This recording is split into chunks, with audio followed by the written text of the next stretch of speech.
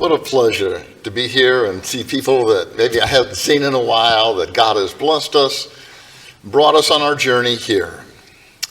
In our society, whenever you apply for a credit card, you get asked almost always the same questions. If you go to a doctor's office, they ask you all the same questions. I'm going to ask you a question you've probably never been asked before. Well, Paul, what is that? And will I want to answer it? Well, probably. What kind of soil are you? You say, what kind of soil am I? Of course, brings our mind back to Matthew chapter 13 and the parable of the soils. And so then I thought about, well, how do you actually define soil? And by the USDA, United States Department of Agriculture, said it's the mineral and organic material on the immediate surface of the earth that serves as a natural medium for the growth of plants. Water isn't earth, solid rock isn't earth, that's a mineral. But as we think about that, Jesus tells us something that we need to take to heart. We've been through a lot in the last 2 years. We've had the blessing of having an unknown woman, for unknown reason, arson attack. But because of insurance and God's providence, we were able to rebuild better than before. And you're probably aware, there has been multiple arson attacks in Tacoma on religious buildings. We just happen to be one of them. And then just about 2 years ago, we have here this thing that we heard about for the first time. Here's COVID. And then it started up, our awareness of it was up there in Kirkland, and then Wuhan, and then all across the country and all around the world. And so tending to come out of those kind of things. And so as we have done that, we are survivors. We are overcomers. But I remember thinking when it first started, wow, look at this. I wonder if it'll disrupt things for 2 weeks. Yeah, it did all of that. And then the next 2 years. I want to draw your attention to the Bible this morning, and we're going to turn in your New Testament to the book of Matthew in chapter 13 and in verse 1. On that day, the writer says, Jesus went out of the house and was sitting by the sea. That would be the Sea of Galilee. Well, immediately that caught my attention. On that day. I thought, well, which day is that? Well, you back up a little bit to get the context, and this would be in Matthew chapter 12. There was brought to him a demon-possessed man whom he healed. And then when he does that, here are the Pharisees. Some are saying, who is this man that can do such a thing? Could he be the son of David that is in that kingly line, the Messiah? Criticize him saying, oh no, what he does by Beelzebub. Well, this guy's just a crook. It's just all fake. He's doing what he does by Satan. In Matthew 12 and in verse 46, the mother and brother, Mary and the brothers and sisters, come to Jesus. And what we find out in Matthew 12:46 is Jesus is told, your mother and your brothers are outside. They want to talk to you. And that's the occasion on which Jesus said, who is my mother and my brothers, but you who do the will of my Father? Now, you don't find out there, but you find out over here in Mark chapter 3 and verse 20, and they think he has really lost contact with reality. And he's gone beyond normal way people should function, and so they want to slow him down. They want to take him home. You've got a mission. Jesus is not going to be slowed down. And so what you find out is on that day, these things happen. And each one of these people or groups represents a different kind of heart. Well, here was the demon-possessed man that would have had that open heart. I'm ready for whatever God wants to do. Here's the Pharisees that have that closed, hardened heart. Oh man, don't tell me the guy's a liar and a crook. Well, have you met him? No, I haven't met him. What the answer is, wow. And then here's the family. Well, Jesus is well-meaning, but He needs better balance and whatnot.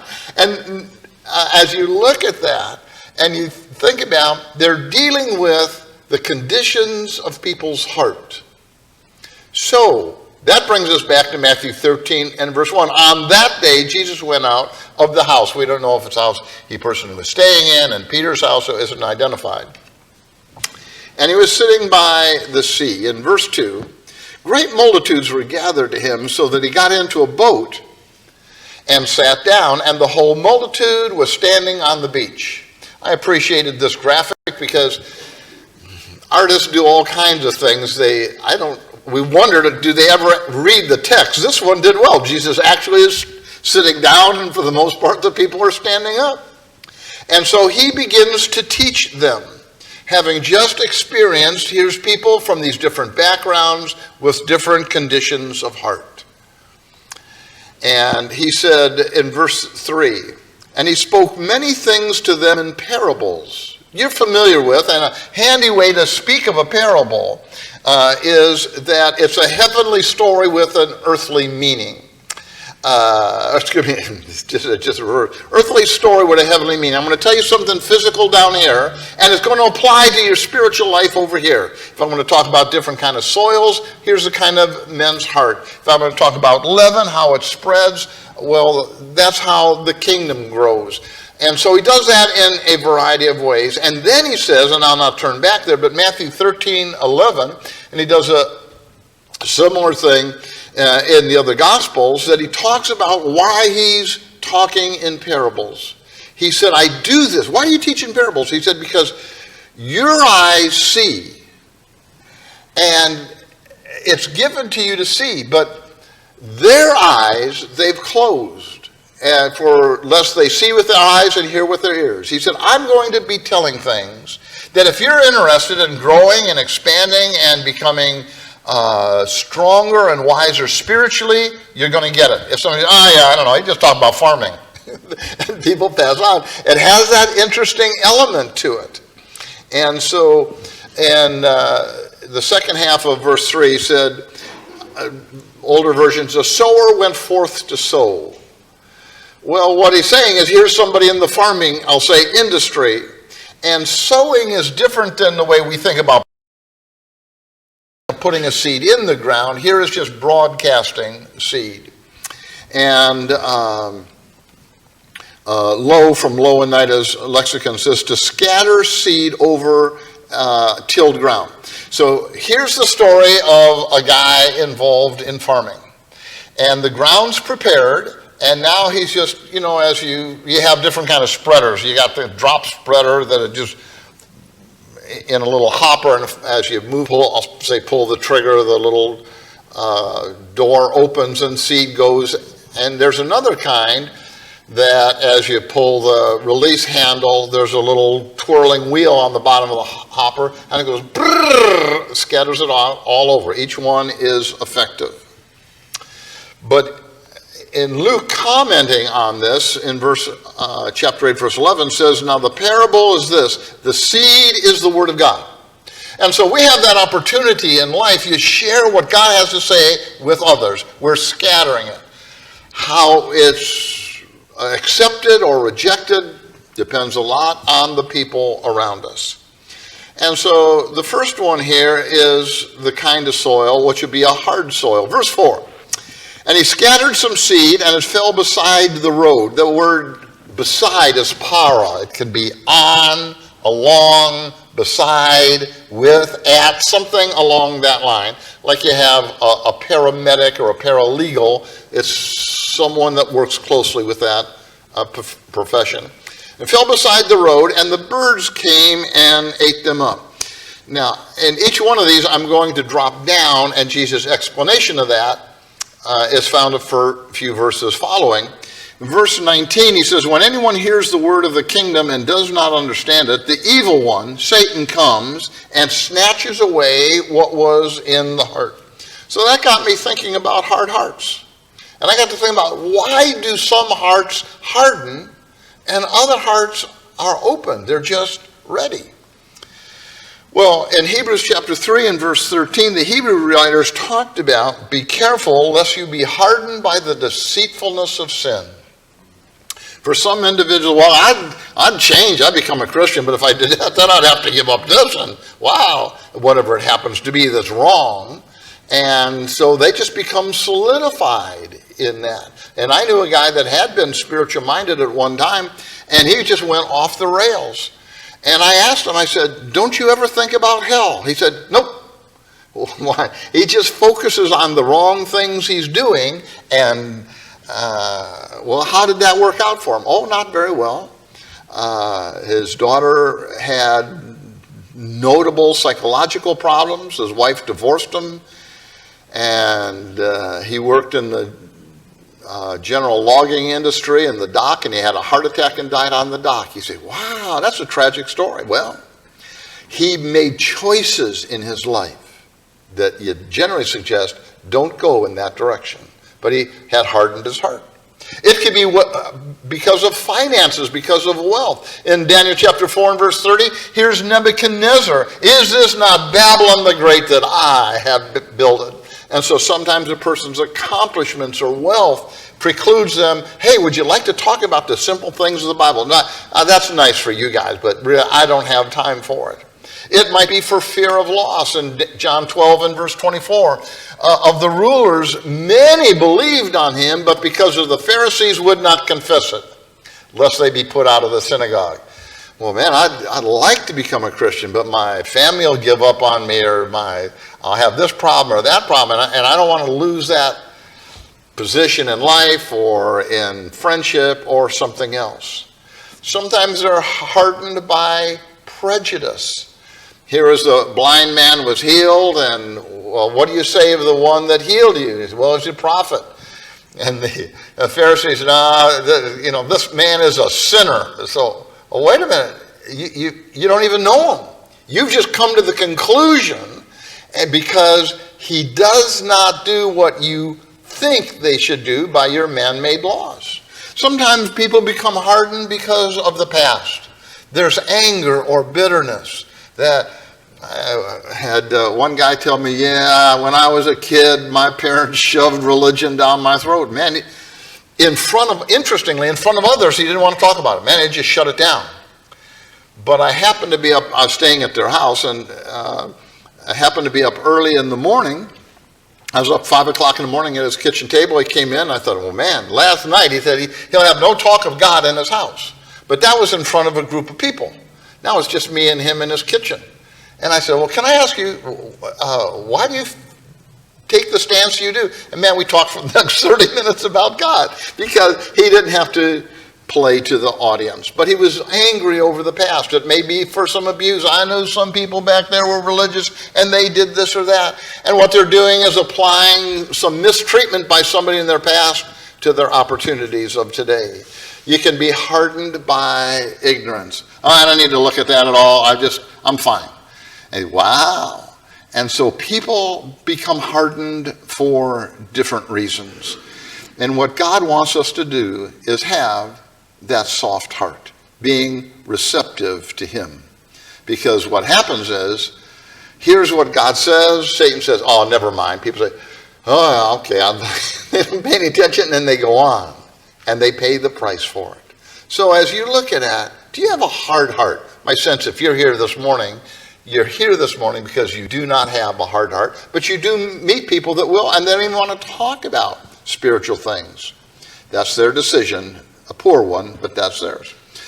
Well, other people have a different kind of heart. There's soil there, but there's not a lot of it. In Matthew 13 and verse 5, and other seed fell on the rocky places where they did not have much soil. Well, a little bit.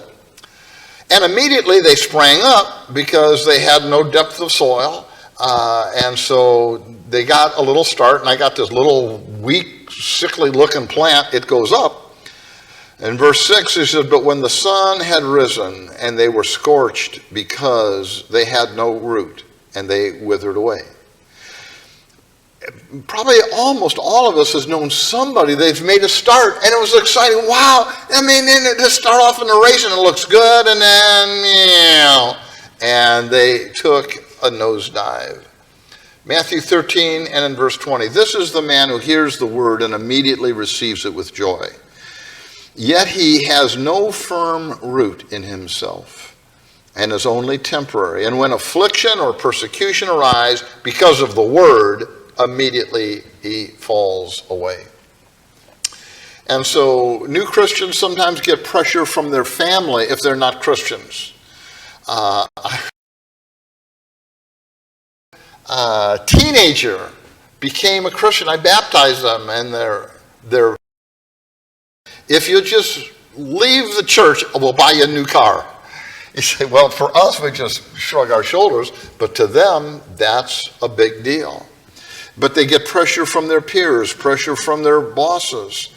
Not everybody lasts, and it just breaks our heart.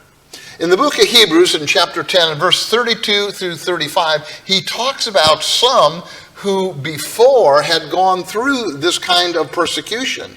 They joyfully accepted the seizure of their property because they knew they have a better and abiding one. How would we feel if the courts make a massive turn and all Christians, you lose your home, lose your car, lose everything?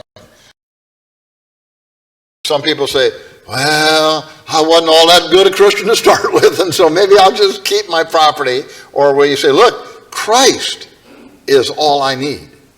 And so here you have, in times of massive persecution, other people stood absolutely ramrod straight. And we're so thankful because of that. And so my persuasion is, you soil because you've gone through persecution and hard times and reversals. And you're still here, and you're still faithful. And then there's weedy soil.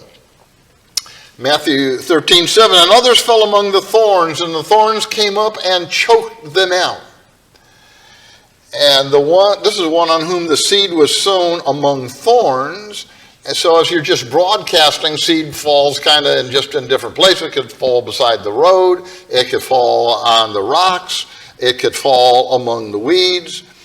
And this is the man who hears the word, verse 22, and the worry of the world and the deceitfulness of riches choke the word, and it becomes unfruitful. And so some people make a good start, and it's not like somebody's threatening them from the outside. It's what's going on the inside. They're just too worried. Oh, my parents were poor. I was poor as a kid. Or I'm worried so about my health or about everything in the future. And so I would like to be a faithful, active Christian, but see, I got too many worries. My goodness. Jesus said, look, don't worry about tomorrow. Tomorrow has enough problems of itself. Just get through today. Serve God today. I'm too busy about jobs or advancements or getting rich and 401k and degrees and such as that. So I'd be more faithful. But see, I'm involved in important things. Well, they lose the most important things.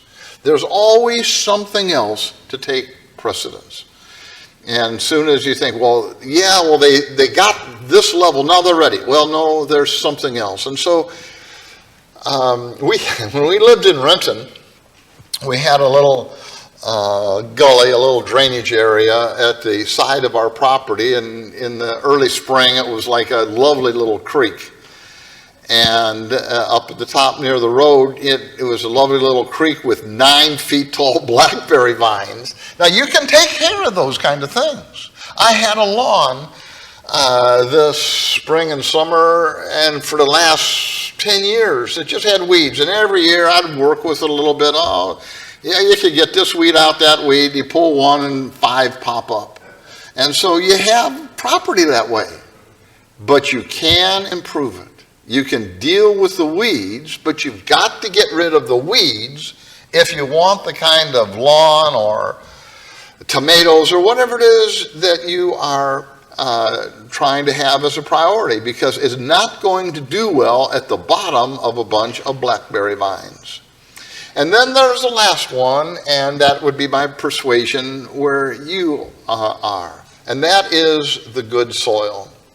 In 13:23, and the one on whom the seed was sown on good soil is the man who hears the word and understands it. And he bears fruit and brings forth some 100-fold, some 60, and some 30. Now think about it. If you're talking about the realm of investing, and you're going to put money into a company, and you put in $1,000, and at the end of a year it returns $100,000, that'd be a pretty good investment. You say, okay, I'll invest in that. Yeah, that'd be good. Yeah, oh yeah, but these others aren't as good. You put in $1,000, and at the end of the year it's $60,000. That's a great investment. You say, even if you put in $1,000 at the end of the year, it's $30,000. That's lovely returns. It doesn't always have to be the same for everybody. And the question is, are you good soil? And so we have an opportunity to serve God. And what happens is, as we read the Bible, that's exactly what is encouraged of us. Colossians 1 and verse 10, Paul encouraged the saints in Colossae to walk worthy of the calling with which they were called, bearing fruit in every good work and increasing in the knowledge of God. So I just put, here's a corn patch and pumpkins and everything else out there. And so we just appreciate the abundance that God makes available. So we think about ourselves. I just kind of abbreviated Romans 12, 6 through 8, where he talks about all these different qualities, talents, gifts that we have. And he says, according to the proportion of your faith. So we've come through a tough couple of years, but man, they've had tough years before this. You've had world wars and pandemics and floods, and we're here to serve. And so he said, according to the proportion of your faith, he who serves in his serving, am I willing to use my gift if it is serving others? And we've had people willing come cleaning the building, preparing the Lord's Supper, dealing with technology. That gives us fits. In fact, the individual that had the clicker this morning, guess what? You press the button and the slides go by. Guess what? Rocky Wells had that problem. Jim Hester has that problem. I had that problem. He said, but you had the poise and the professional to get us back on track, regardless of the stuff. And so we're here to serve God. We're going to do the best we can. And there's always something happens that, well, look at that. I had wanted it to be flawless, but that's okay. We just need to be faithful. And thank you for your service. In our teaching, we here, not only teaching congregational classes and women's classes and children's classes. We need to be gearing up for that because we're going to get our little wheels and engines rumbling in the right direction along that line.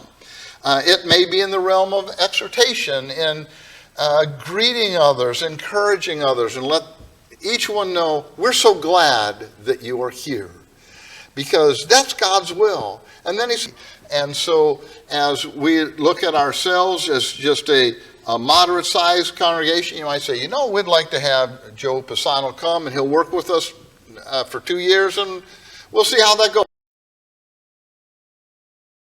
Keep him as a preacher or he needs to go somewhere else. It's fine. It's all within the providence of God. So you might say, we'd like him to come. And I could and this is for the members. We're not asking visitors for anything. But for the members, I could up my giving a little bit. And every little bit will help. Leading with diligence. Showing mercy with cheerfulness. God, how can I serve you? Who can I help? Who's sick? Who could use a card? Who could use a ride? Any area that, God, I want to be good soil. I want to bear fruit, increasing in the knowledge of God. And so you can think about yourself, am I a talker or a doer? Well, yeah, I meant to and should do, and one of these days I will do, or today is the day. Lord, here am I, send me. So I thought about this aspect of stagnation, just kind of getting stuck in a rut. One person said, a rut is just a long, narrow ditch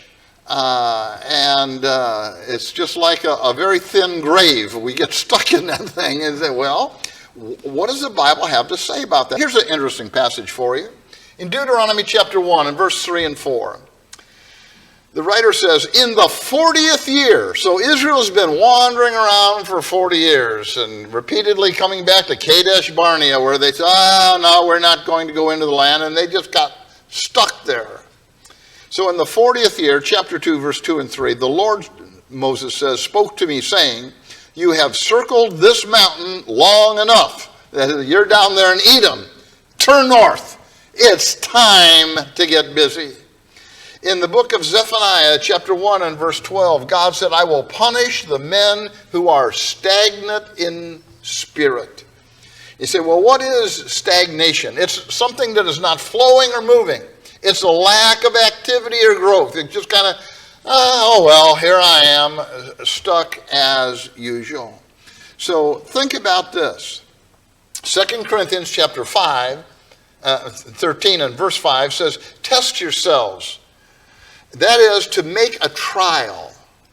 Ask your friends, hey, I want to be growing. I don't think I am. You see areas that it would be better for me to grow in. Test yourselves, see if you're in the faith. Examine yourselves, dokimazo, to scrutinize, look closely like you would at metal. Is this really gold or is it fool's gold? And so as you get to looking at yourself, there's some questions you could ask. Are you using your gifts and your talents on a regular basis? Not so much. Okay, well, fair enough. Everybody gets stuck sometimes. Well, what is there that I could be doing? If I were going to take a step, what would be the next step? Are you right where you were this time last year? Oh, pretty much. What I've wanted to do, I've wanted to get back to exercising. But one of the things I had done is I had a little meniscus tear, that little cartilage in my knee, and so I thought I had man, we're done, we're ready to go back, and Saturday I turned and, well, what are you going to do? Well, I could just hobble around for the next 2 years and see if it heals. That one of these days maybe I'll get back, or just this morning I thought, Paul, why don't you just go back to see, okay, what should I do? Do I just do more exercise for this? Or do I get surgery for this? Because I don't want to just be stuck. And then, number 3, when was the last time you took a real risk to grow? Man, I could do that. I could take that next step, but that'd be scary. We're talking about doing right things, but it's just a little bit out of your comfort zone into your awkward zone. And so we've got an opportunity. God wants us to be good soil and be productive in producing good things. And so Colossians 1 and verse 10, as we noted earlier, increasing in the knowledge of God. And so one of the things I'd like to ask you to do is join us in a study tonight. We've been doing a study on Sunday nights on Zoom. Here's a little app. You get on your computer or hook it up to your TV, whatever you like. It has an ID, that is, so you get to the right digital address, 897-7880-7471, password, real high secret text thing, 1492, just like Columbus and the ocean blue. And so at 5 o'clock, and we study for an hour. And so I thought, well, let's make a change. Let's go into the book of Philippians. It's encouraging, it's upbeat for our personal lives. And so, as we wrap up this morning, my question is, are you good soil? If not, think about this. Soil can be improved, and so you can make it better, you can grow. And so be thinking about, what's that next step I can take, Lord? Any way that we could bless you or help you, if you need to be baptized into Christ, if you'd like to study about it, if you would like to ask for prayers of the congregation. However there is, we can help you. Won't you let us know as we stand and sing our song, number 356.